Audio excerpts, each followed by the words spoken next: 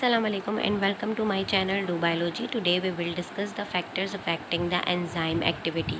आप सबको पता है कि रेट ऑफ एंजाइम जो है वो एक्टिविटी जो है वो क्वांटिटी ऑफ द सबस्ट्रेट पे डिपेंड कर रही होती है, टेम्परेचर पे, और डिफरेंट टाइप की एक्टिविटीज़ जो हैं वो पीएच वगैरह इस पे डिपेंड करिए। तो इस पैराग्राफ में यही बात की हुई है कि रेट ऑफ एंजाइम एक्टिविटी का मतलब ये है कि अगर क्वान्टिटी ऑफ सबस्ट्रेट ट्रांसफॉर्म हो रही है इनटू द प्रोडक्ट तो वो इन यूनिट टाइम या 1 सेकेंड में, तो that is called as the rate of enzyme activity. अगर अमाउंट ऑफ प्रोडक्ट ज़्यादा है पर सेकेंड तो इसका मतलब है एंजाइम एक्टिविटी भी ज़्यादा हो रही है।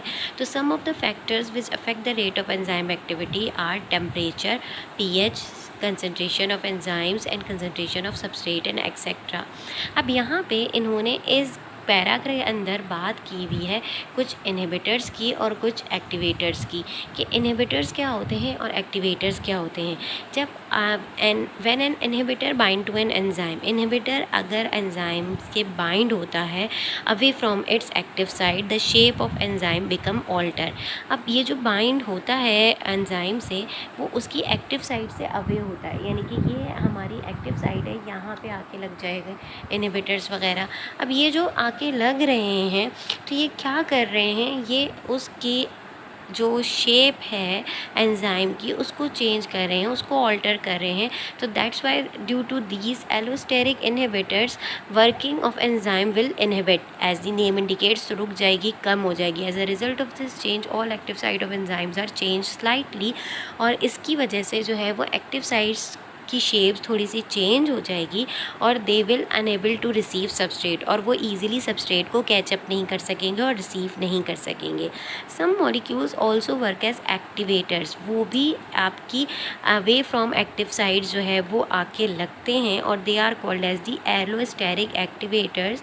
कुछ आइंस वगैरह हो सकते हैं ये जो एक्टिव कर, जैसे मैग्नीशियम वगैरह, जो एक्टिवेट करते हैं या इंक्रीज़ करते हैं in the function of the active sides. लेकिन ये मॉलिक्यूल्स कोवेलेंटली बाउंड नहीं होते, तो दीज रिएक्शन में बी द और can be the reversible reaction, के ये दोबारा से इससे निकल भी जाते हैं। और ये एक्टिवेटर्स जो हैं वो इन्फ्लुएंस्ड होते हैं बाय दी थर्मल एक्टिविटीज़ और the concentration of the substrate also, यानी कि उसके ऊपर असरअंदाज होगी थर्मल फैक्टर्स भी और कंसनट्रेशन ऑफ द सबस्ट्रेट भी। फिर बात करें अगर टेम्परेचर की, तो ये आप सबको पता है कि हमारी बॉडी का एक ऑप्टिमम टेम्परेचर है जिसके ऊपर हमारे प्रोटीन्स या एंजाइम सही तरीके से वर्कआउट करते हैं, और वो ऑप्टिमम टेम्परेचर 37 डिग्री सेंटीग्रेड है। अगर उससे टेम्परेचर बहुत ज़्यादा हो जाए या बहुत कम हो जाए तो हमारी एंजाइम सही तरीके से एक्टिविटी नहीं करती हैं। तो केमिकल रिएक्शंस जो हैं वो मॉलिक्यूलर मोशंस के ऊपर डिपेंड कर रहे होते हैं।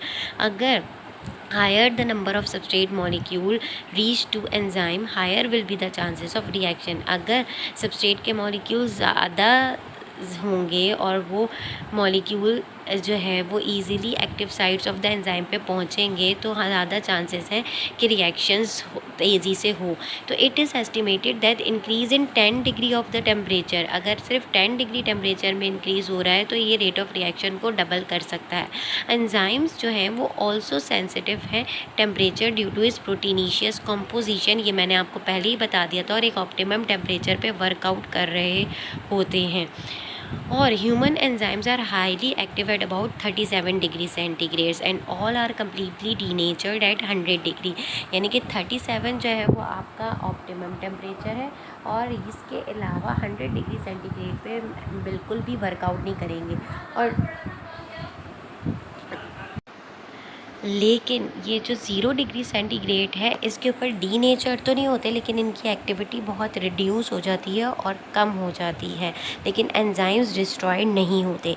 Most of the enzymes are higher organisms में ऑप्टिमम टेम्परेचर जो है वो तकरीबन 25 टू 42 डिग्री सेंटीग्रेड होता है। You can see in this diagram कि अगर 0 डिग्री सेंटीग्रेड से इंक्रीज़ हो रहा है तो आहिस्ता आहिस्ता एक्टिविटी एंजाइम की इंक्रीज़ हो रही है, और ऑप्टिमम टेम्परेचर यहाँ पे आके ऑप्टिमम एक्टिविटी हो रही है। और उसके बाद जैसे जैसे टेम्परेचर इंक्रीज़ होगा तो डीनेचरिंग ऑफ दी प्रोटीन्स हो जाएगी हमारी, या एंजाइम्स हो जाएगी। फिर उन्होंने बात की है कि कुछ बैक्टीरिया जो हैं वो हॉट स्प्रिंग के अंदर सर्वाइव कर लेते हैं, and that's why they are called as the thermophilic, यानी कि water loving heat loving bacterias. That means they can survive on high temperature, क्योंकि spring water hot spring water कहलाता है कि जो ज़मीन से पानी निकल रहा होता है और उसका ऑप्टिमम टेम्परेचर 70 डिग्री या उससे ज़्यादा होता है। उस पे एंजाइम्स जो सर्वाइव करते हैं वो थर्मोफिलिक कहलाते हैं। और कुछ एंजाइम्स जो हैं वो यूज़ होते हैं बायोलॉजिकल वॉशिंग पाउडर वगैरह में एट हाई टेम्परेचर पे जब वॉशिंग हो रही होती है। तो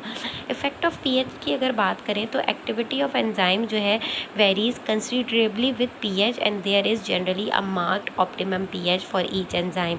हर एंजाइम जो है वो एक ख़ास ऑप्टिमम पीएच पे वर्क करता है, और each enzyme has very narrow range और it works as optimum pH. मतलब उसकी बहुत कम इस तरह की रेंज होती है, मतलब हो सकता है कि कोई सिर्फ 1 से लेकर 2 या 2.5 तक की पीएच में ही वर्क करे, कोई 5 से लेकर 6 या 7 की पीएच में ही वर्कआउट करे।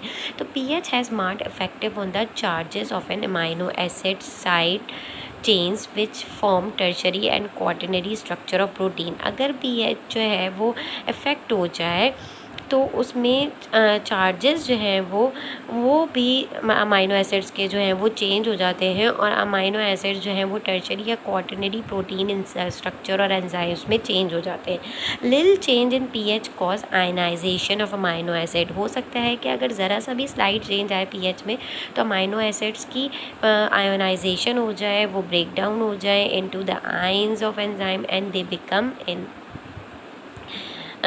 मतलब इन एन आई, अब ये आइंस में डिवाइड हो जाए। ठीक है, तो majority of the human digestive enzyme जो है वो आपके वर्क करते हैं 7 to 8 की रेंज में पीएच की, with few exception like gastric enzyme secreted by some cells of the stomach like pepsin. Pepsin जो है वो वर्क करता है हाईली एसिडिक पीएच में, और इसकी रेंज आपको यहाँ पे दी हुई है। It's optimum pH is 1.4 but works in the range of 1.5 to 2, यानी कि ऑप्टिममली इसकी पेप्सिन की 2 है, ये जहाँ पे जो आ रहा है चार्ट के अंदर। ठीक है, तो ऑप्टिमम जो है वो 2 तक की रेंज के अंदर ये वर्क बेस्ट करेगा। On the other side amylase जो है वो is the enzyme release from pancreas. अब पेनक्रियाज जो है वो अमाइलेज एंजाइम सिक्रीट कर रहे होते हैं, और वो हाईली अल्कलाइन इन नेचर हैं, और वो जो है वो 8.5 की रेंज के अंदर बेस्ट वर्क करते हैं। एंजाइम कंसंट्रेशन की अगर बात की जाए तो एंजाइम एक्टिविटी डिपेंड कर रही होती है on the availability of the substrate and enzyme molecule.